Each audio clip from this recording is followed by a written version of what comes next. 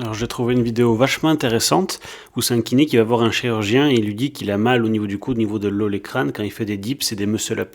Tu as peut-être une compression donc ici de ton nerf radial au niveau de l'arcade de Froese. Et quand tu fais des muscle-up, tu vois, quand on contracte, tu dois fragiliser ton nerf. Ouais. Donc il y a un test, puis les coudes, mets-les au niveau de ton corps. Tu vas résister. Donc là tu résistes et je vais aller embêter ton nerf ici.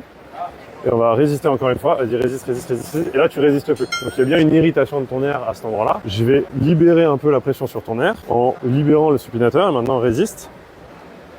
Et là, tu résistes.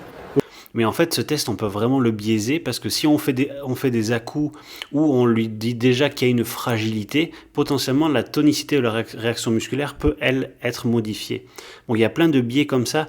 Le problème, c'est pas qu'il y a une compression au niveau du nerf radial, c'est que potentiellement, quand c'est sorti de son contexte comme ça peut créer des croyances fragilisantes. En gros, mon coude est fragile, mon nerf s'abîme quand je fais les muscle-up, donc du coup, il n'y a rien de moins productif en fait. Mais je trouve que la vidéo est vachement bien faite, et en effet, des fois, il peut y avoir des compressions au niveau du nerf radial. Maintenant, c'est ça, sorti de son contexte, ça peut être un petit peu mal interprété.